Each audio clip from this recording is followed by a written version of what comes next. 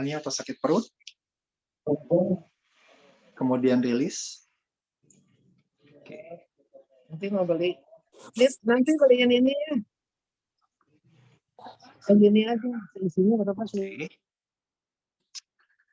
Oke, kita kedatangan tamu luar biasa, Pak Eko Yudo dari Miracle Bread of Indonesia. Jadi waktu itu pernah mengisi tentang diabetes, tentang karbohidrat, intermittent fasting. Nah, sekarang saat ini Pak Eko akan mengisi topik mengenai pH darah dan hubungannya dengan osteoporosis dan osteoartritis. Seperti itu. Halo Pak Eko, apa kabarnya? Iya, oke. Masih oke. Pak Abed, kebetulan saya lagi di Jogja ini, jadi mohon maaf. Iya. Penampilan saya lebih berantakan sedikit. Oh, enggak kok. Iya.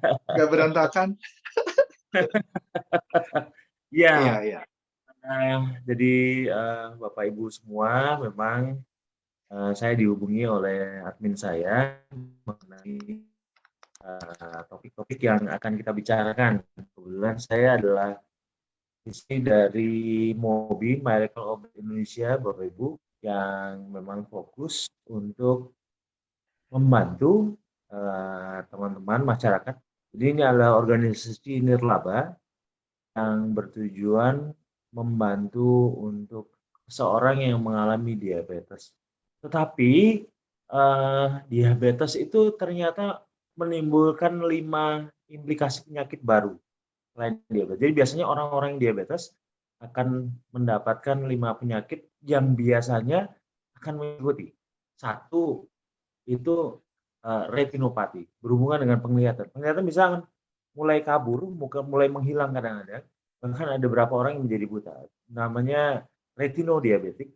Kedua, itu adalah biasanya penderita diabetes akan terkena namanya kardiomiopati. Di mana kardiomiopati diabetik itu biasanya karena kita dengar namanya kardio berarti hubungan dengan jantung. Kemudian ketiga, nefropati diabetik itu berhubungan dengan kemampuan ginjal. Itu pasti menurun biasanya. Kalau andai kata kita melihat banyaknya kasus ginjal, itu pasti 80% dimulai dari diabetes. Kemudian 4 yang berhubungan dengan neuropati. Neuropati itu adalah kelainan syaraf, di mana biasanya saraf perasa, saraf sensorik di bagian kaki itu mulai menghilang kemampuannya, sehingga kita akan terasa kesemutan atau kebas-kebas. Itu biasanya begitu ya. Itu indikasi dasar sekali biasanya untuk orang diabetes. Kalau udah merasa kebas-kebas, berarti gula darahnya udah mulai tinggi sekali. Terus kemudian yang terakhir adalah osteoartritis, osteoporosis. Itu selalu. Dan ini yang ingin kita bahas. Kenapa orang-orang yang punya osteoartritis dan osteoporosis punya kecenderungan diabetes. Ataupun orang yang diabetes pasti dapetin osteoporosis dan osteoporosis.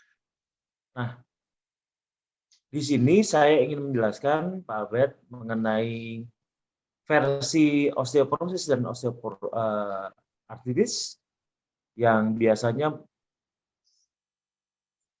melekat ya, mengikuti ya. Saya kalau lihat kecenderungan rata-rata orang-orang yang berusia di atas 50 paruh baya dan lanjut usia itu pada masa tuanya mengalami itu. Kemudian mereka mencari-cari seperti glukosamin ya. Terus kemudian mencari produk-produk gelatin. Padahal sebenarnya ada sesuatu yang salah dengan metabolisme kita, Pak. Ternyata itu berhubungan dengan yang namanya pH, yaitu keasaman dan basa darah. Jadi ternyata selama ini jarang sekali ya. Apabila kita ke dokter itu jarang dibahas. Hasil lab juga jarang dibahas. Padahal hasil lab itu sepertinya seolah mengendorse kita boleh punya pH darah itu antara 4 sampai 8. Itu diperkenankan. Padahal kalau menurut kami yang menyembuhkan seseorang tanpa obat sama sekali, tanpa ramuan sama sekali, tanpa alat sama sekali. Jadi Bapak Ibu perlu saya jelaskan, MOBI adalah salah satu pelaku cabang keilmuan yang menyembuhkan sistem tubuh manusia tanpa obat, tanpa ramuan, tanpa alat. Ternyata yang disebut PH itu adalah sebuah platform yang membuat orang punya kemungkinan untuk sehat sama sekali atau bahkan sakit sama sekali. Itu lihat DPH-nya. Lihat DPH-nya. Nah, seorang punya gaya hidup yang mungkin gaya hidup konsumtif saat ini, banyak karbohidrat. Kita mungkin yang lalu saya kan sudah menjelaskan ya bahwa manusia-manusia modern ini cenderung makan karbohidratnya banyak, tapi mereka tidak tahu apa yang disebut karbo, ya kan? Bahkan mereka secara serampangan, ini manusia modern, Pak ya. Jadi bukan kita saja, tapi manusia modern cenderung mereka mengkonsumsi glukosa terlalu banyak dari karbo-karbo itu. Kita kadang-kadang tidak bisa mendefinisikan mana karbo dan mana protein dan apa fungsinya buat tubuh kita. Sehingga tiba-tiba kita sakit tanpa pernah tahu kenapa penyebabnya. Yang disebut dengan penyakit-penyakit degeneratif itu. Ya. Saya akan jelaskan Bapak Ibu sekalian. Nanti ada hubungan dengan osteoporosis. Jadi cara makan kita, cara memilih kita, cara kita membuka wawasan kita, mana yang karbo dan protein, itu dilihat dari pengertian pertama. Dan dihubungkan dengan osteoporosis sama saya. Jadi kita bisa melihat osteoporosis dilihat dari cara makan kita. Semua produk-produk karbohidrat itu ternyata adalah produk-produk yang nanti apabila dimakan oleh kita, ternyata oleh tubuh diolah menjadi glukosa, fruktosa, laktosa, itu pada masuk ke kita akan menjadi produk-produk gula. Nah, di manakah sumber-sumbernya? Dulu 6 bulan yang lalu saya pernah sampaikan bahwa semua produk-produk yang datang dari tumbuhan ternyata itu adalah karbohidrat. Kenapa alasan itu muncul? Itu dasarkan pada suatu pengetahuan kimia dasar sebenarnya. Bahwa kata karbohidrat itu bukanlah satu gugus kimia yang tunggal. Bukan yang tunggal, tapi adalah gugus kimia yang terdiri dari dua kata yang disatukan. Dua gugus yang dijadikan satu, yaitu karbon dioksida dan hidrat. Karbon dioksida itu adalah gas. Hidrat adalah air. Lalu apa hubungannya dengan gula? Ternyata oleh organisme di bumi ini, salah satu organisme di bumi ini, dia bisa disatukan antara karbohidrat, antara karbon dioksida dan air itu, gas dan air tadi, melalui proses fusi, menyatukan keduanya. Dan ini adalah reaksi hebat. Karena manusia sendiri tidak bisa melakukan. Binatang tidak. Tetapi tumbuhan, dia menyatukan antara karbon dioksida tadi dengan air, sehingga jadilah yang disebut karbohidrat. Apa yang menyatukan tugas dari tumbuhan itu dilakukan oleh daun dengan proses fotosintesis. Untuk sebagian yang mengerti mungkin akan seperti itu ya. Ya, artinya apapun yang diproduksi oleh tumbuhan itu adalah karbohidrat. Dari mulai akarnya, batangnya, daunnya, bijinya, buahnya. Artinya kalau andai kata kita makan buah yang selama ini kita anggap vitamin, itu sebenarnya karbohidrat yang bervitamin. Apabila makan tempe, itu karbohidrat yang berprotein. Tapi dia tetap karbohidrat. Dan karbohidrat begitu kita makan akan berusaha dipecah lagi oleh tubuh menjadi gula. Nah, inilah penyebab kenapa seseorang mulai sakit 5 penyakit ikutan tadi. Lalu apa hubungannya dengan osteoporosis dan osteoartritis? Kita tentu mengetahui ya, begitu tubuh menerima karbohidrat, itu akan dipecah menjadi gula. Orang menyebutnya glikogen, ya kan? Nah, dan pada saat masuk ke otot itu sebutnya glikogen. Pertanyaan, kenapa asam di bisa membuat saya perbaiki. Jadi kenapa darah kita menjadi asam karena makan? Ternyata adalah kerja alami dari insulin. Insulin akan berusaha mengantarkan gula tadi ke sel tubuh kita untuk jadikan tenaga, kan?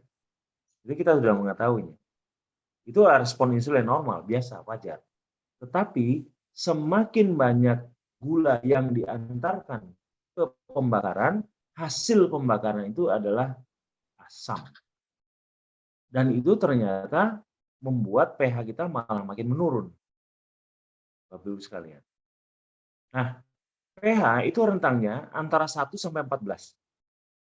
Jadi Bapak Ibu harus mengetahui bahwa darah kita itu ada dalam rentang pH 1 sampai 14. Satu contohnya kayak apa ya? Kayak air keras gitu ya. Terus kemudian masuk ke HCl. Cuka. Asam lambung itu biasanya 2 sampai 3 dan seterusnya ya. Kemudian nanti sampai ke pH netral. pH netral itu 7. Dan kemudian makin naik lagi misalnya kapur. Air kapur itu naik pH-nya bisa sampai 8 9. Air alkali salah satunya bisa kita buat. Tapi apakah benar sih manusia punya pH juga? Iya. Virus itu juga hidup pada pH tertentu. Ikan hidup pada pH tertentu. Seperti ikan air tawar dan ikan air laut, apabila kita tukar tempatnya, habitatnya, mati. Misalnya ikan air laut saya masukkan dalam air tawar, mati. Ataupun ikan air laut yang saya masukkan ke air tawar, ikut mati juga. Kenapa? Karena pH-nya tidak cocok. Itu contohnya. Tanaman seperti padi-padian, apakah padi semua jenis yang Bapak Ibu tahu ya, yang Bapak Ibu makan, itu hidupnya seharusnya di pH 6 sampai pH 7. Bu, ya.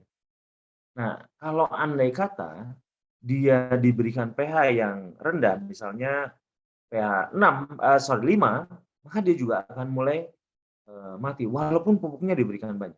Sama, manusia juga ya. Manusia secara alami pH-nya 7,35. Itu secara alami. Artinya pada saat bayi lahir, itu dalam darahnya, karena dia belum terganggu dengan makanan, dia akan ber-pH 7,35. Rata-rata. Dan orang-orang yang sehat, biasanya rata-rata pH darahnya 7,35. Ada kadang-kadang cuma ya ada 7,5, 7,7 saja, atau 7,35, 7,45 adalah standar yang diakui oleh para ahli bahwa itu adalah pH yang paling bagus. Sehingga mampu memastikan metabolisme bekerja, organ-organ kita bekerja. Dan saya menemukan fakta bahwa orang-orang yang sakit atau cenderung akan sakit, pH-nya selalu di bawah 6. 6, 5, 4. Dan orang-orang yang diabetes, dari 18.000 yang saat ini saya ikut menjadi anggota MOBI, semuanya pH-nya rata-rata di 5 dan 4. Jadi bayangkan darah mereka menjadi asam sekali. Karena keasaman darah itu mereka mengalami banyak komplikasi pada metabolisme tubuh mereka. Satu yang jarang dibahas ya. Mungkin biasanya dibahas pada produk-produk air alkali, tapi tidak akan sedetail ini. Kalau Bapak Ibu menggunakan produk alkali, itu sebenarnya adalah upaya-upaya dari teknologi bagaimana darah kita bisa induksi. sehingga dia menjadi 7 detik ke atas. Nah, permasalahannya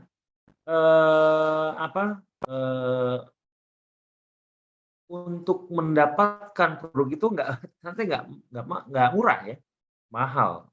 Makanya harus ada upaya-upaya dari kita untuk memperhatikan pH.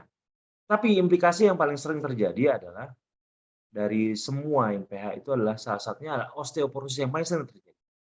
Di mana rata-rata orang-orang yang berusia paruh baya, usia lanjut itu biasanya mengalami yang namanya osteoporosis atau osteoartritis.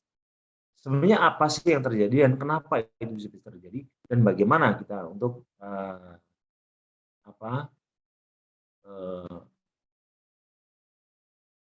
menanggulanginya dan apa hubungannya dengan pH? Kadang-kadang pengetahuan di luar di sekitar kita itu memberikan ya karena kita sudah tua maka sudah pasti tulang kita akan makin lama makin keropos. Kalau andai kata orang keroposnya sampai sakit osteoporosis, osteoartritis, ya itu karena nasib aja atau orangnya ini mungkin saja tidak bisa mendapatkan obat atau suplemen apapun yang dibutuhkan oleh tubuhnya. Tapi tidak begitu seperti itu caranya Bapak Ibu, cara berpikirnya. Sebenarnya ada suatu kesalahan yang tadi berhubungan dengan gula tadi.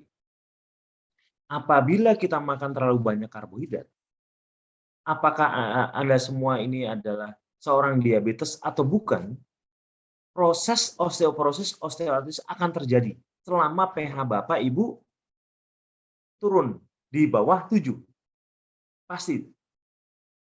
Jadi upaya-upaya Bapak Ibu untuk menanggulangi masalah osteoporosis, osteoartritis dipastikan pH itu harus selalu diukur dengan menggunakan alat yang namanya pH meter. pH meter murah banget. Di pasaran itu harganya cuma Rp8.000.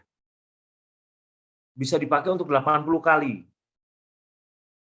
Ya, Bapak bisa gunakan kertas lakmus, bisa diuji dengan urin kita.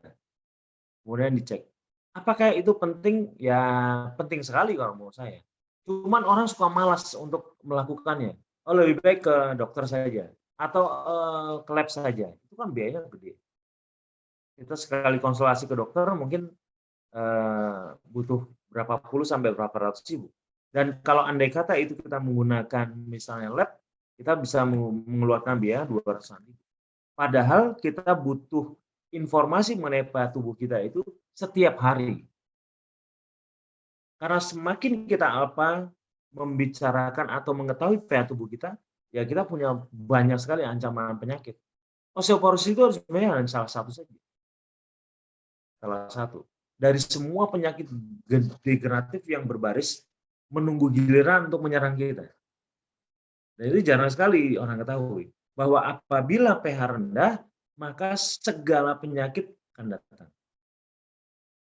Bapak Ibu tahu proses fermentasi. Fermentasi itu sebenarnya adalah proses pemberian bakteri atau proses terjadinya penguraian sesuatu bahan yang biasanya mengandung karbohidrat dan kemudian dibantu oleh bakteri. Bakteri itu butuh pH berapa? Bakteri itu butuh pH antara 2 sampai 3. 2, 3, kadang sampai 4. Artinya semakin asam suatu bahan yang terfermentasi itu, maka akan semakin asam dan menguras semua potensi untuk membunuh bakteri. Nah, tubuh juga ya. Kalau andai kata terlalu banyak pH asam, maka sebenarnya tubuh juga bukan suatu organisme yang tidak mengerti proses ada beras. Di tubuh pH lebih dari 7,3. Maka tubuh akan melakukan koreksi otomatis, nggak usah disuruh-suruh. Tetapi apakah kemampuan koreksi itu bisa berjalan dengan baik? Tidak selalu. Apabila kita ber-pH rendah, pH di bawah 7,35, biasanya tubuh akan berusaha menaikkan kembali ke angka 7,3. 35. Caranya dengan cara menarik mineral-mineral dari tulang. Kenapa? Karena satu-satunya organ tubuh kita yang masih sangat basah itu adalah tulang. Tulang itu mengandung kalsium, Bapak Ibu, mengandung karbonat. Apabila proses ini tidak bisa di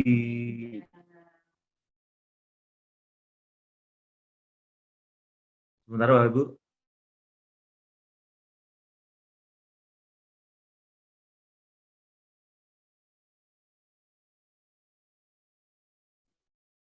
Ya, mohon maaf Bapak Ibu sekalian.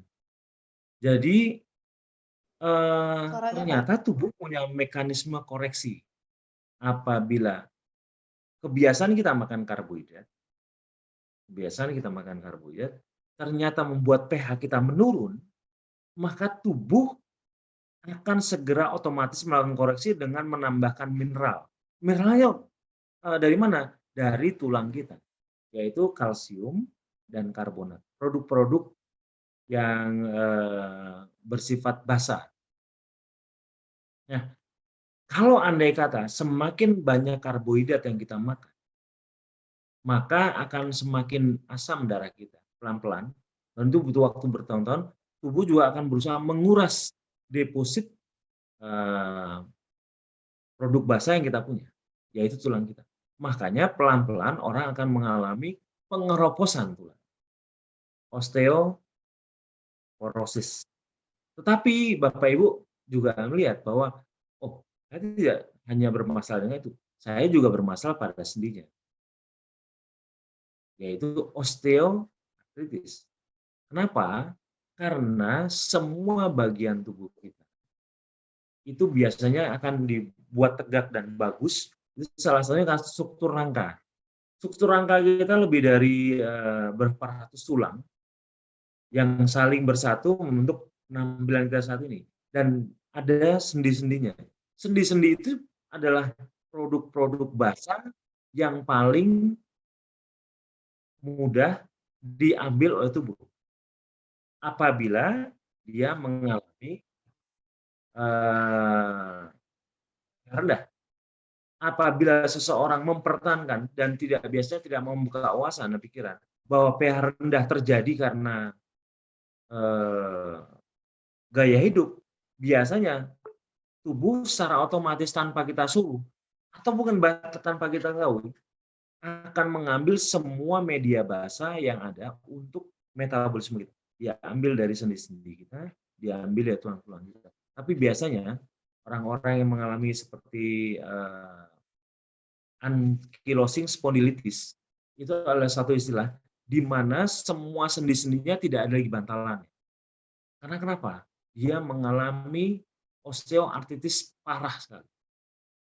Sehingga akhirnya karena sendinya tidak ada cairan bantalannya antara sendi tadi, antara tulang. Jadi seperti spondylitis, ankylosing spondylitis itu adalah, Bapak Ibu bisa di googling ya, itu adalah suatu peristiwa di mana seseorang itu seperti batang bambu.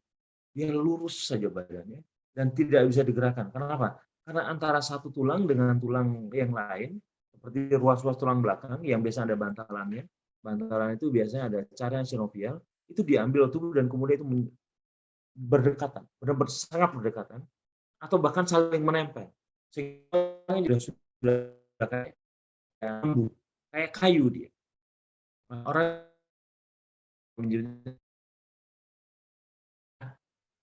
apa Bapak Ibu juga mengalami yang namanya osteoartritis yang biasanya terjadi pada lutut, itu juga adalah salah satu proses atau satu kejadian di mana cairan sinovial, cairan bantalan antara tulang paha dan tulang betis itu sudah tidak lagi ada bantalannya sehingga dia benar-benar menjadi kaku dan waktu berjalan tulang dan tulang itu bergesek.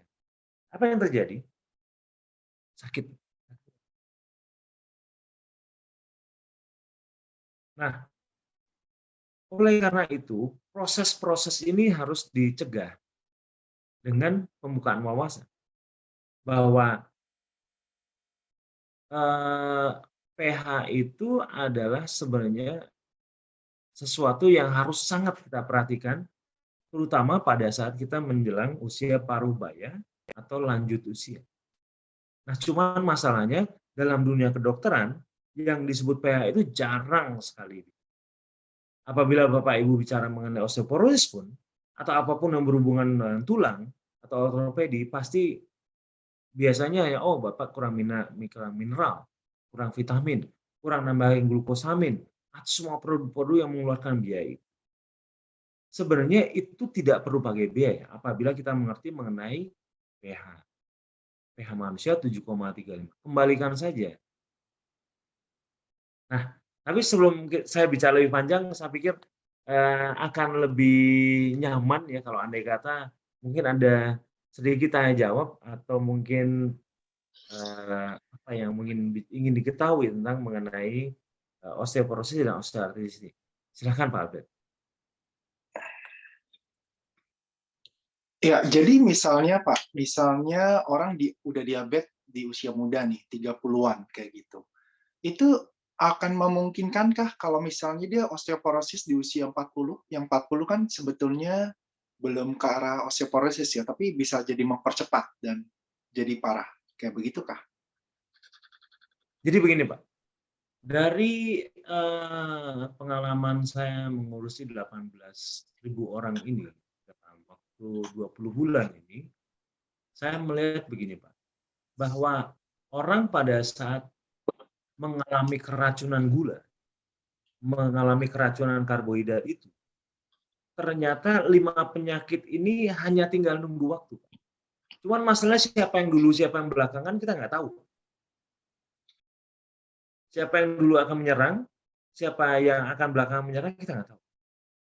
Tapi yang jelas pasti akan diikuti oleh salah satu dari kelima itu, atau bahkan salah dua, atau salah tiga, atau bahkan kelima-limanya bisa bersamaan yang menimbulkan masalah komplikasi. Karena biasanya gula sudah pasti akan mengurangi kemampuan tubuh untuk memperbaiki diri.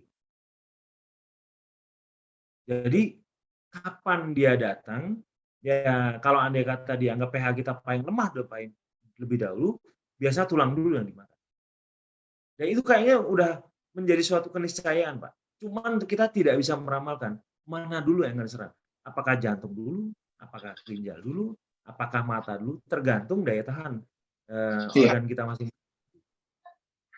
Ya, ketika orang sudah osteoporosis, kemudian dia mengubah pola hidup, misalnya karbohidratnya minim sekali atau hampir stop sama sekali, itu akan bisa sembuh atau hanya memperlambat proses osteoporosisnya? Bisa sembuh, bisa sembuh. Sembuh, oke. Artinya itu sebenarnya bukan penyakit yang nggak bisa disembuhkan sama sekali. Kalau tubuh kita diberikan bahan baku untuk memperbaiki dirinya sendiri, ya pasti akan bisa kembali seperti sedia kala, sama seperti pada saat dia sebelum sakit. Oke, Jadi siap. kalau ya. Tapi mungkin dipisahkan misalnya memang dia sudah berumur gitu ya, umur 60 kayak begitu. Kan secara alami memang ada degeneratif dari usia gitu tulangnya. Itu mungkin hanya memperlambat atau gimana ya? Maksudnya faktor-faktornya gimana tuh? Kalau yang saya lihat nggak, Pak. Karena di sini yang saya temui itu hanya gaya hidup yang mau dia rubah. Sehingga dia bisa meraih kembali apa yang sebenarnya tuh. Jadi begini, Pak. Menurut versi naturopatik, antara tubuh, pikiran, dan jiwa itu memang seolah terpisah ya. Tapi sebenarnya mereka menjadi satu kesatuan. Misalnya begini, pikiran yang sedang pusing itu mengakibatkan satu kejadian namanya gluconeogenesis. Gluconeogenesis itu adalah suatu proses di mana gula darah seseorang itu akan naik. Itu bagi orang-orang yang normal ya, akan terjadi namanya proses gluconeogenesis, di mana pada saat seseorang perasaannya tidak nyaman, pikirannya tidak nyaman, maka itu akan memancing satu hormon yang namanya hormon kortisol. Hormon kortisol ini adalah hormon stres. Hormon stres itu akan memancing juga hormon yang namanya hormon adrenalin. Biasanya itu berhubungan dengan rasa keberanian, semangat ya, tantangan dan sebagainya. Nah, apabila dua hormon itu bekerja, maka secara otomatis akan memerintahkan pada liver, hati kita, untuk membuat gula baru yang datangnya dari asam amino. Asam pirufat dan asam amino. Nah, kemudian jadilah gula baru. Jadi kalau andai kata kita melihat bahwa orang ini nggak makan apa-apa, kok gulanya tiba-tiba naik ya? Kan Bapak Ibu pasti pernah mendengar orang yang tidak makan sama sekali, tidak menyentuh minuman sama sekali, tiba-tiba gula darahnya naik. Itu karena kenapa? Itu adalah proses namanya gluconeogenesis dan datangnya dari pikiran dan hati kita. Hati kita mengalami sesuatu yang negatif, perasaan kita negatif, tubuh langsung menerima imbasnya. Tubuh akan menerima imbasnya. Jadi mungkin sama dengan pelajaran yang diberikan Pak Alfred mengenai meditasi antara tubuh, jiwa, dan pikiran itu namanya menjadi satu kesatuan. Nah, begitu juga kasus-kasus di mana orang yang sedang takut dan sedang sedih, kenapa tekanan darahnya naik? Ya karena memang hormon kortisol akan mempengaruhi, akan membuat proses alami pada tubuh seperti itu. Jadi kalau ditanya apakah ini bisa sembuhkan, ya bisa, asal pikirannya benar dulu. Nah, kembali ke masalah pertanyaan Pak Albert, apakah seorang yang osteoporosis bisa sembuh seperti sedia kala? Betul, bisa. Tetapi dia harus membuka wawasannya dulu bahwa bagaimana tubuhnya bekerja. Pengendali utamanya di sini adalah kalau pH dikembalikan, jadi apabila ya, pH di 7,35 itu adalah standar manusia normal. Apabila pH turun akibat pola makan kita, maka itu akan berakibat bukan hanya pada kemampuan tubuh dalam memperbaiki dirinya menjadi turun. Karena gulanya naik dan kemudian pH-nya rendah. Bapak Ibu pasti mungkin, badanku kok pegel-pegel ya, badanku kok rasanya perlu dipijitin ya. Itu adalah suatu tanda-tanda bahwa tubuh kita sedang mengalami masalah ringan saja, tidak berat. Tetapi itu tanda-tanda. Orang yang tubuhnya dia rasakan baik-baik saja, tidak akan pernah mengalami rasa pegal, tidak akan pernah mengalami kelelahan sehingga perlu pijatan atau perlu kerokan atau masuk angin dan sebagainya. Dia akan terlihat bugar terus. Kenapa? Karena pH-nya biasanya stabil di 7,3. pH darah yang 7,35, pertama, dia akan lebih cair. Dia akan mampu mengangkut nutrisi kita dengan baik. Hemoglobin kita jumlahnya dalam posisi yang tepat. Sel darah putih kita, leukosit, limfosit, semuanya dalam jumlah yang tepat semuanya. Karena kenapa? Sarana pengangkutnya bagus. Kalau sarana pengangkutnya bermasalah, maka biasanya juga akan jadi bermasalah pada darah yang biasanya akan bermasalah juga pada tubuh kita. Karena darah adalah alat transportasi. Dia menyebarkan seluruh darah, yaitu konon dalam sebuah jurnal ilmu pengetahuan. Pembuluh darah itu kalau andai kata dirangkai menjadi satu, itu menjadi puluhan ribu kilometer, Pak. Dari mulai darah vena, pembuluh darah vena yang besar itu, sampai pembuluh darah kita yang lebih kecil dari rambut. Itu digabungkan kayak puluhan ribu kilometer. Nah, oleh karena itu, soal pH itu diharapkan Bapak Ibu semua mulai memperbaiki, mulai mencermati pH kita berapa. Yaitu adalah Bapak Ibu harus mencari alat yang namanya kertas lakmus. Nggak usah kertas lakmus laboratorium, tapi alat lakmus yang biasa. Harganya cuma Rp8.000. Bisa cari di online.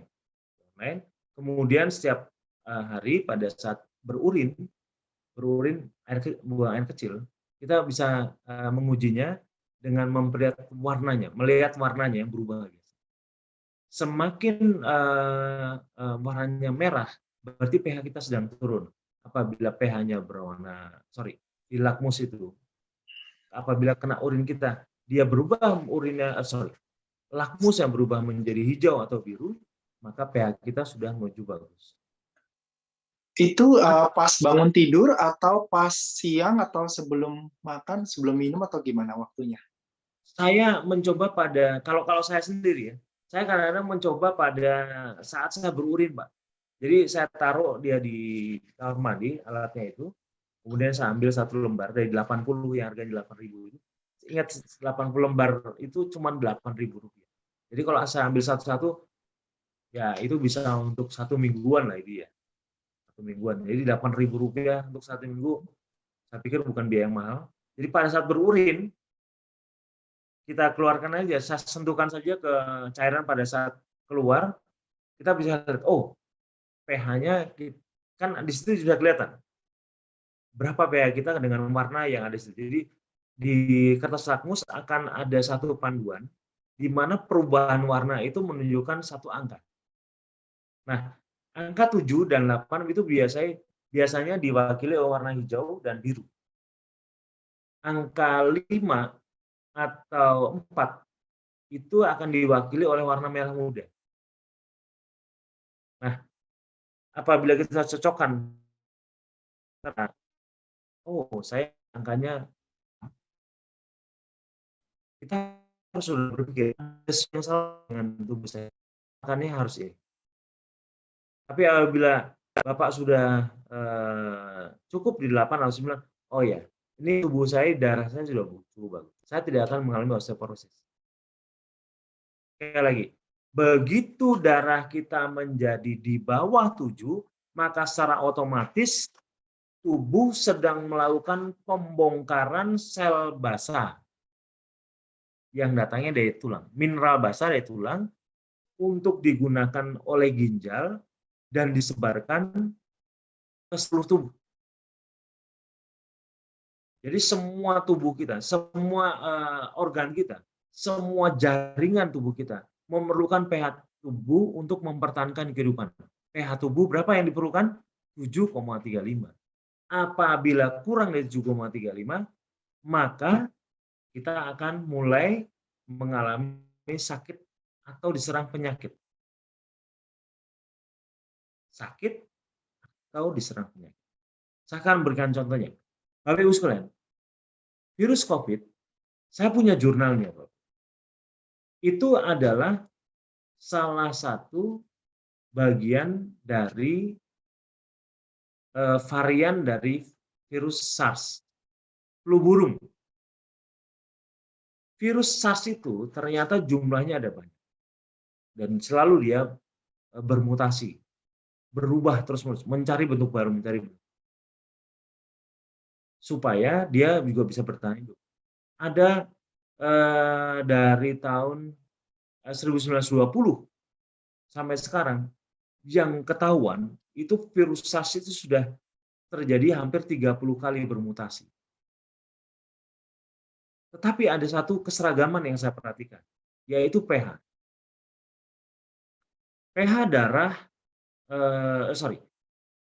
pH pada virus itu dia akan mampu menyerang dengan cepat pada seseorang yang darahnya kira-kira ada di range 5,2 sampai 5,9.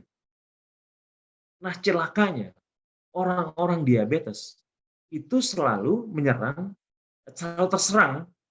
terserang penyakit flu burung ini ataupun SARS itu yang kemudian sekarang menjadi COVID itu adalah orang-orang yang pH darahnya 5,2 sampai 5,9. Padahal seharusnya manusia kodratnya di 7,35. Tetapi karena gaya pola makannya membuat dia masuk ke range itu 5,2 sampai 5,9. Sedangkan si virus itu masuk ke tubuh kita ya bilang, wah ini tempat yang enak, nyaman nih, nyaman untuk melanjutkan keturunan saya. Dia akan menduplikasi dirinya sendiri sehingga menjadi banyak. Makanya orang-orang yang cenderung pH-nya rendah itu disebut orang punya komorbid. Nah, ceritanya kedokteran tidak menjelaskan dengan sangat gamblang bahwa orang yang ber-pH rendah itu ternyata adalah orang-orang yang mengalami penyakit degeneratif. Apakah itu jantung, apakah itu ginjal, apakah itu liver, apakah itu osteoporosis, apakah itu mata, glaukoma, itu semua kelainan yang tiba-tiba sakit bukan karena ada virus atau ada intruder yang invasif kepada kita, tapi karena gaya hidup kita yang membuat kita sakit sendiri dan kemudian ujung-ujungnya mati sendiri, Pak. Jadi sebenarnya penyakit degeneratif itu bukan suatu hal yang alami, Pak. Itu tidak alami. Gitu loh, Pak. Albert. Jadi memang butuh apa? Pembukaan wawasan. Penyakit degeneratif itu bukan sesuatu yang alami. Itu bukan sesuatu yang Tuhan berikan pada kita sebenarnya. Tidak, Pak. Itu adalah suatu kesalahan dari cara wawasan kita dalam mengatur pola makan. Pengaruh juga cara kerja tubuh bermetabolisme. Sehingga kimia darah kita kimia darah yang berlebihan itu biasanya mempengaruhi kesehatan kita. Salah satunya gula. Semakin banyak gula dalam tubuh, maka tubuh kita akan mengalami disfungsi, Pak, kemampuan. Salah satunya adalah ya tadi penyakit diabetes, di mana kok badan saya kok tiba-tiba banyak panu ya, banyak penyakit kulit, dermatitis muncul. Itu kelebihan gula, Pak. Itu bukan soal sebab yang alami. Artinya karena bertambahnya usia, bukan. Tapi karena pola makan yang keliru dari awal. Maka sehingga ternyata itu mengaruh sampai ke kimia darah, sampai ke urusan pH sekalian. Apabila kita sudah mengetahui mengenai ini, maka langsung kita melihat dunia baru bahwa ternyata manusia itu ada caranya untuk menyembuhkan tanpa harus menggunakan obat. Salah satunya untuk menyembuhkan osteoporosis dan osteoartritis. Perbaiki saja pH-nya, perbaiki saja dengan menginduksi apakah kita menggunakan cairan alkali, apakah menggunakan pernafasan. Pernafasan itu adalah pengatur alkali paling bagus, Pak. Semakin sering seseorang latihan pernafasan, menarik nafas lebih dalam, maka darah kita akan menjadi lebih basah. Murah kan? Sekali lagi, proses pergantian antara oksigen dan karbon dioksida. Semakin banyak oksigen dalam darah, maka semakin basah darah seseorang. Semakin sedikit oksigennya, banyak karbon dioksida, semakin asam darah seseorang. Itu yang menentukan pH. Makanya ada yang disebut alkalosis atau proses di mana darah dialkalikan, dibasahkan. Dan kemudian ada yang namanya asidosis, di mana seorang mengalami pengasaman darah. Jadi dunia kedokteran sebenarnya mengenal ini, tetapi jarang dibahas pada saat berbicara dengan pasien. Gitu, Pak. Kira-kira. Albert. Iya, keren. Soalnya kalau dibahas, nggak pakai obat nanti. Ini juga menjadi apa ya? Menjadi sebenarnya ya, kalau andai kata pengetahuan naturopatik itu bisa diedukasikan kepada seluruh masyarakat, maka seharusnya masyarakat kita jauh dari penyakitnya diedukasikan. Cuman masalahnya kan berbagai latar belakang ada terjadi di masyarakat kita. Saya sendiri terbuka setelah saya melihat, oh begitu cara tubuh bekerja ya. Oh ternyata tubuh kita akan mengalami masalah apabila ada sesuatu yang kurang kita berikan. Dan itu bukan obat. Itu adalah bagaimana tubuh, pokoknya gini, apa yang diminta tubuh diberikan saja. Cuma masalahnya kan kita bukan memberi tubuh makanan. Lidah kita yang kita berikan makan. Betul nggak, Pak? Sepakat nggak? Bahwa alasan kita makan itu karena rasa. Itu karena rasa. Jadi kita kadang-kadang, suka. Dulu saya masih ingat, Pak, orang tua saya mengajak saya piknik, jalan-jalan. Namanya piknik zaman dulu ya. Oh, zaman sekarang mungkin apa? Wisata. Wisata. Orang kalau zaman dulu itu kalau ngajak tamasya atau piknik itu biasanya dia cari tempat yang enak di satu kota atau satu tempat lain yang jauh dari rumah, kemudian bawa tikar, kemudian kita ngobrol bersama, kemudian kita buka bekalnya dari rumah. Kalau sekarang enggak, Pak. Tujuan orang berwisata itu enggak seperti dulu. Kalau bisa wisata itu harus ada makannya, dan makannya harus ada di tempat itu. Dan itu kita nggak bisa ngukur lagi berapa banyak karbohidrat yang kita makan. Produk yang kita makan tumbuhan akan karbohidrat dan tubuh kita akan menggula.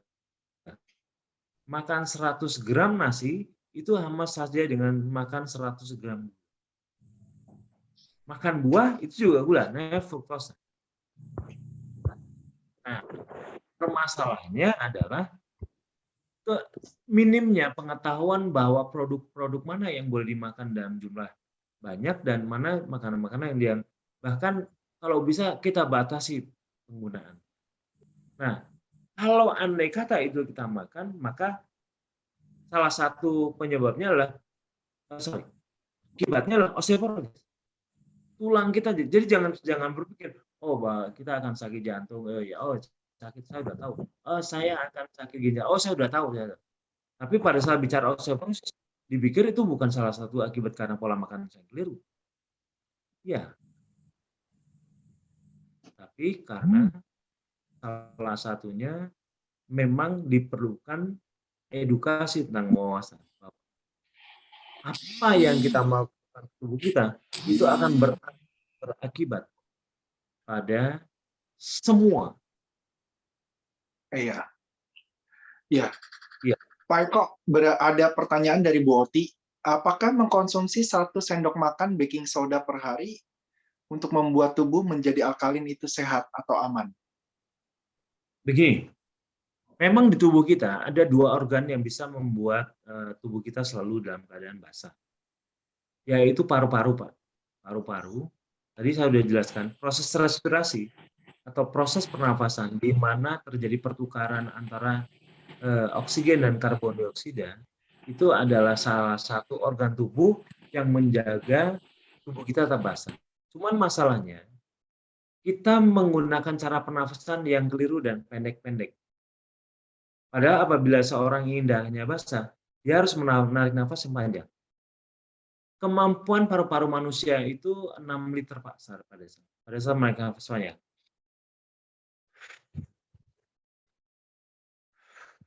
Tapi pertanyaannya, dalam 1 hari Bapak Ibu sekalian, berapa kali sih dalam 1 hari Bapak Ibu menarik nafas panjang? Coba ingat-ingat. Saya yakin tidak ingat, Pak. Betul nggak? Betul. Kita naik nafas panjang, apa nih naik nafas panjang? Paling kalau lagi susah belum dapat gaji aja. Misalnya, kalau lagi dapat masalah, baru kita naik nafas panjang. Sebenarnya nafas panjang itu, Pak, kita butuhkan 1 hari itu 1000 kali. Oke, banyak ya? Oke. Ya, pada saat Bapak menarik nafas panjang berkali-kali dalam 1 hari itu, kapanpun Bapak boleh secara sporadis. Misalnya jam 7, jam 9, jam 10, atau setiap 2 jam sekali. Jumlah akumulatifnya adalah 1000, menaik nafas panjang itu, maka darah kita otomatis jadi basah. Kenapa? Karena terjadi pertukaran oksigen masuk dalam tubuh lebih banyak. Pernah dihitung nggak dari berapa jadi berapa, Pak? Kalau misalnya pH-nya? Biasanya bisa naik sampai 2 sampai 3 level. Misalnya begini, seseorang yang pH-nya 5 itu bisa menjadi 8. Iya. Kita memberikan contoh. Misalnya ya, Bapak bisa uji dengan lakmus. Lakmus tadi yang saya bilang. Bapak sudah uji atau pH meter. Tadi Bu Kristina kan sudah menyampaikan. pH meter itu kita tes sebelum latihan. dicek pH urin kita. Biasanya orang-orang biasa yang sudah makan karbohidrat itu biasanya ber-pH rendah, sekitar ya 5 atau 5,5. Dari seharusnya 7,35. Standar manusia yang sehat. Bapak menarik nafas panjang ini, Pak, 1000 kali. Saya jamin langsung berubah menjadi pH 8, Pak. Oh, Begitu. siap. Cek urin, iya, langsung bisa naik. Langsung seketika Dia ya, Pak ya? pH-nya Berarti paling 5 menit, 10 menit pas setelah menarik langsung seketika ya, setelah 1000 kali narik nafas dalam ya, langsung. 1000 kali beta nafas biasanya tubuh kita akan mulai apa ya? Karena pH itu kan kita sudah lama hidup di pH yang rendah. 1000 Kita kali merasa kurang nyaman. lebih berapa menit tuh, Pak? Kurang lebih. 1000 kali itu butuh kurang lebih sekitar 40 menit. Oh, 40 menit. Oke, siap. Jadi kan kadang ada orang yang malas ngitung kan, terus dia kurang lebih tarik nafas panjang, keluar nafas panjang ya, hitung dengan waktu aja kurang lebih ya. Oke, siap. Ya. Lalu apakah seseorang itu harus langsung 1000 kali? Nggak usah, Pak. 200 di pagi hari, Oh, 200 siap. lagi nanti di siang hari, kemudian 200 menjelang sore, 200 lagi di sore hari, 200 di malam hari. Oh, siap, siap. Apa? Oke. Ya, jadi akumulatif. Nah, itu satu alat tubuh kita ya, paru-paru tubuh kita. Bisa membuat pH kita, nggak usah beli alat yang sampai puluhan juta itu, nggak usah. Apakah benar soda kue itu bisa menaikkan pH? Benar. Soda kue itu bahasa kimianya adalah sodium bikarbonat. Sodium bikarbonat itu sebuah mineral yang alami pada alam dan termasuk dalam bagian penyusun komposisi kimia darah tubuh kita. Lalu bagaimana dia? Apabila seorang minum kandungan natrium bikarbonat, maka dia akan membantu induksi kerja ginjal. Kenapa ginjal penting? Karena ginjal adalah salah satu alat di tubuh kita yang membantu menyebarkan atau membantu sirkulasi peredaran darah. Semua nutrisi akan lewat ginjal untuk disaring. Apakah dia dinetralisir, apakah itu. Jadi fungsi ginjal ada 3. 1, netralisasi. 2, fungsi filtrasi. Apa sih yang dinetralkan? Pertama adalah kimia darah yang berhubungan dengan keasaman, pH. Maka ginjal akan berusaha mengkoreksinya. Wah, ini nggak benar nih. Ini 6 nih. Maka saya akan harus naikkan 7,35. Untuk itu dia akan mengambil sekresi natrium bikarbonat yang diambil dari garam dan tulang. Ini bahasa kimia, Pak. Mudah-mudahan bisa mengerti semuanya. Dari mana? Ya, dia akan membuat itu kimia darah baru yang namanya natrium bikarbonat. Mirip seperti soda kue itu. Datangnya dari mana? Dari tulang dan garam. Dia satukan dengan sebarkan.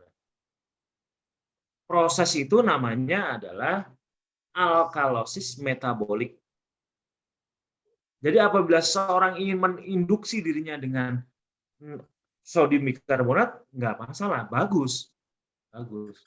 Cuman jaraknya harus diatur antara minum soda kue di satu peristiwa dengan peristiwa lainnya harus ada berjarak. Misalnya setiap 12 jam sekali atau kadang-kadang per 6 jam sekali. Untuk berapa kasus bahkan 4 jam sekali, Pak. Itu untuk sakit ginjal. Bapak Ibu tahu nggak kalau kanker itu salah satunya penyebabnya adalah pH yang rendah. Jadi kanker itu suka dengan pH rendah. Itu hanya salah satu contoh. Dia suka gula tinggi, suka pH rendah, dan dia akan bermutasi, bukan bermetastase, artinya berkembang dengan lebih cepat. Kalau andai kata 2 syarat itu punya tubuh kita. Iya. Nah, Pak Eko ada yang bertanya, teknik bernafasnya itu apakah pernafasan perut kayak begitu? Apakah ditahan atau dengan hitungan atau apa? Sekilas yang Bapak rekomendasikan kurang lebih untuk orang awam, bagaimana Pak? Jadi Pak, sebenarnya pernafasan dada itu adalah salah satu teknik yang biasanya digunakan untuk perguruan-perguruan ya biasanya. Jadi padahal yang sebenarnya kalau saya hanya fokus pada kesehatan, saya tidak terlalu berfokus pada perut dan dada. Jadi pilihannya silahkan mau di dada atau perut. Tapi sebenarnya paru-paru kita tetap ada di dada. Cuman bedanya begini loh Pak. Kalau andai kata kita melihat bayi, anak-anak kita pada saat lahir, mereka bernafas menggunakan perutnya. Tapi pada saat usia dewasa, kita menggunakan dada kita. Jadi yang kembang kempis dadanya, Pak. Tapi kalau bayi yang kembang kempis perutnya. Makanya dikenal istilah perut dan dada. Mana yang paling nyaman? Ya silakan, Bapak Ibu bisa pilih. Tapi intinya begini. Proses kimia yang terjadi adalah di mana oksigen itu bisa disatukan masuk ke dalam hemoglobin. Oksigen O2 kita itu masuk ke dalam darah kita, gitu aja Pak. Semakin banyak oksigen yang kita masukkan, kita menaik nafas lebih dalam, apakah itu menggunakan nafas perut ataupun nafas dada, maka secara otomatis oksigen itu akan difusikan, fusikan itu disatukan ke dalam hemoglobin, ke dalam darah kita, untuk dibawa ke tubuh kita. Semakin banyak oksigen yang masuk ke dalam tubuh kita, maka semakin basah. Kira-kira begitu Pak. Sederhana sebenarnya. Jadi dengan teknik apapun, tujuannya adalah sebanyak mungkin kita menghisap oksigen, tapi tidak boleh tergesa-gesa. Jadi misalnya, bukan begitu Mas. Yang terjadi ya, tarik nafas dalam,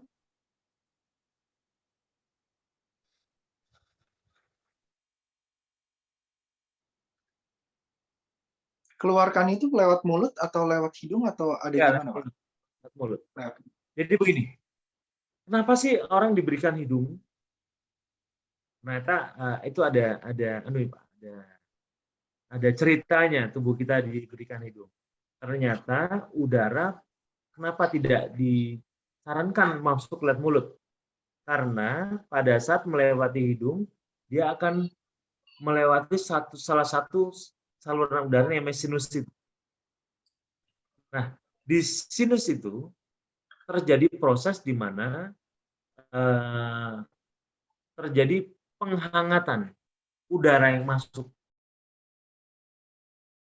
Kalau orang modern nyebutnya namanya heat exchanger. Pengganti antara udara dingin menjadi udara hangat. Dan kemudian siapa yang kita hangatkan, kita dinginkan? Otak kita. Otak kita juga untuk mendinginkan banyak bernafas tadi, Pak. Semakin kita bernafas lebih sering, maka otak kita akan jauh lebih nyaman. Makanya latihan pernafasan bukan hanya satu proses yang terjadi, banyak proses berlipat proses yang terjadi pada satu yang sama. Otak kita menjadi lebih mendingin, udara kita menjadi lebih hangat, paru-paru kita mampu menerima oksigen lebih banyak. Kira-kira begitu, Pak. Siap, keren. Nah, ada pertanyaan lanjutan dari Bu Oti, apakah pH juga mempengaruhi kapasitas paru-paru? Apakah latihan pernafasan ini dapat mempengaruhi kapasitas paru-paru untuk menghisap oksigen? Iya, pasti. Tubuh manusia itu punya kemampuan adaptasi. Semua organnya diciptakan tuh. Contohnya ada Rai. Itu dulu waktu zaman SMP SMA kan badannya kecil banget. Tapi kemudian sekarang berubah menjadi orang kekar dan gede banget. Yang menurut saya sih, gede banget, mantap banget ya. Nah, itu adalah proses adaptasi. Apakah dia berusaha mengangkat beban dan membesar, otot jantung, hasil dari memberikan aksi supaya terjadi reaksi. Reaksinya datang itu. Apakah hal yang sama terjadi pada orang yang latihan pernafasan? Ya, sudah pasti.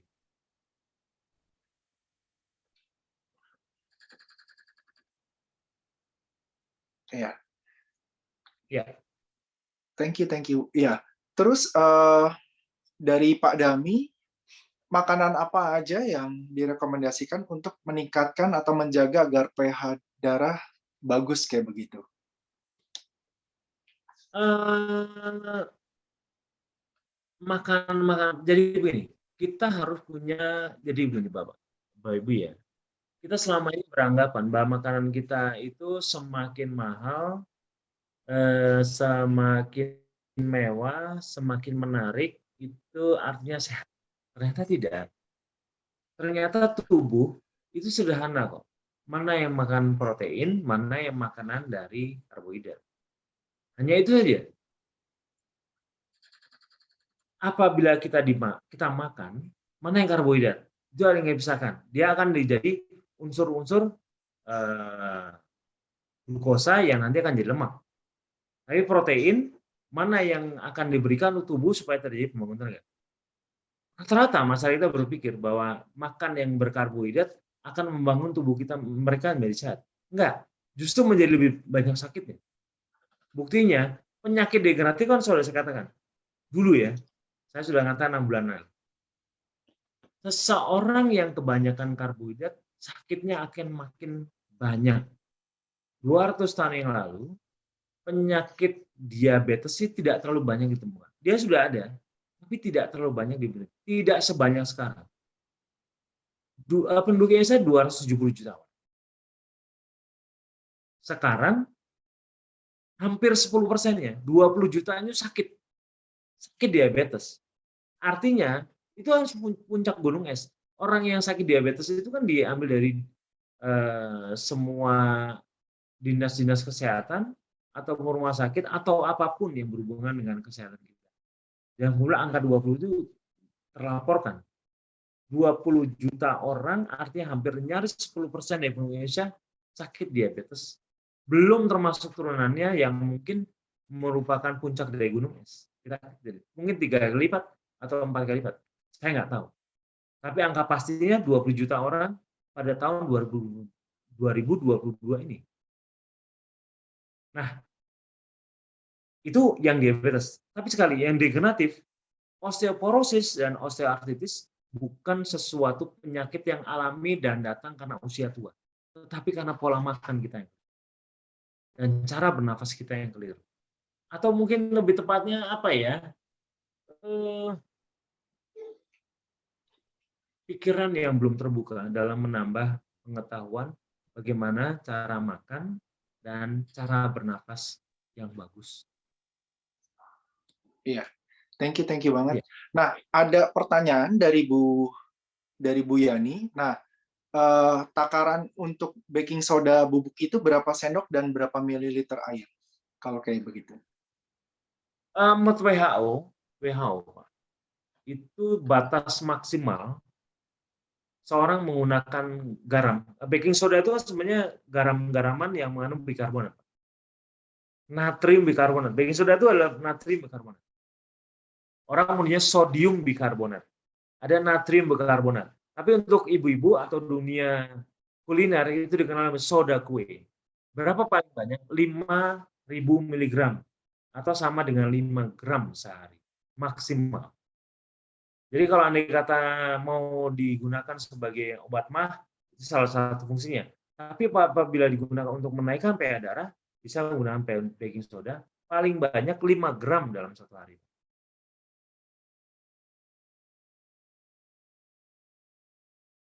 Iya. Ini di sini saya ditemani oleh Sina. Bu Sina juga memberikan link bagaimana, atau Bu Mary ya, Bu Mary yang membantu kalau andai kata Bapak Ibu ingin bertanya banyak mengenai osteoporosis yang datangnya diabetes, mungkin bisa dihubungi. Jadi Pak Eko ini dari Miracle of Bread of Indonesia ini sangat recommended banget untuk penderita diabetes. Jadi kalau untuk penderita diabetes, konsultasi dan hubungi admin dari Mobi ini ke yang di chat, silakan. Jadi dari pengetahuan tentang karbohidratnya, terus pola makannya, seperti itu, kontak saja. Dan juga ternyata ada pelatihan pernafasan untuk saat ini tidak terbuka untuk umum, hanya untuk penyakit diabetes. Gitu ya Pak Eko ya? Yang Ya. sudah penyakitnya. Ya. Kira-kira itu Perkembangannya sebenarnya besar sekali ya Pak ya? Dari dulu sampai sekarang tuh pesat sekali ya? Ya, dulu saya mulai hanya September tahun 2020 itu hanya 23 orang. Iya. September 2020. Sekarang sudah mau masuk ke bulan September 22 itu kita sudah hampir menyentuh 19.000 orang. Iya. Itu diabetes semuanya. Nah, itulah yang saya sampaikan. Saya punya keterbatasan mungkin ya, karena tim saya tidak terlalu banyak, jumlahnya sekitar 26 orang, mencoba memberikan awasan bahwa apabila cara makan kita salah, gaya hidup kita salah, kita bisa sakit. Sakit yang salah satu dari 5 tadi. Atau bahkan ke ibunya yang disebut diabetes itu. Ini saya dapat pertanyaan dari Bu Ivon Rustandi. Bu Ivon Rustadi. Saya nggak tahu ini ibu atau apa. Ibu ya? Iya. Ibu ya. Saya mau tips mereka pH7 apa yang harus dilakukan, pola seperti apa, dan kalau intermittent bisa bantu pH tinggi dan cegah.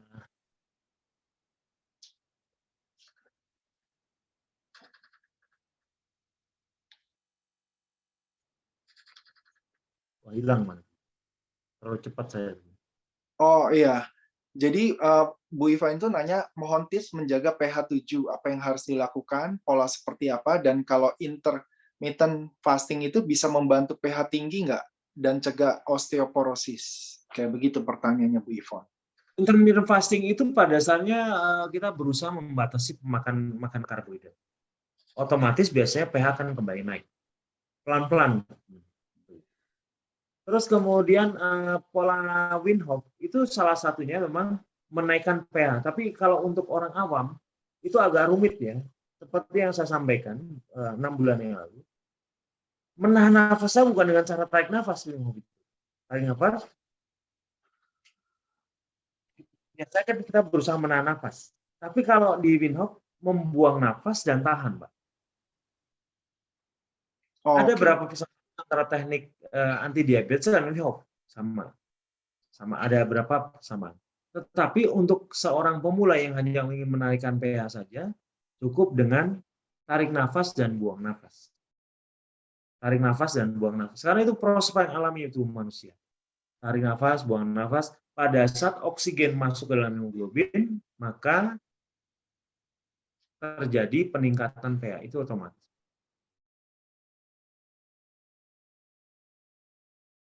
Terus apa lagi ya? Oh ya, cuma itu saja yang saya sempat lihat.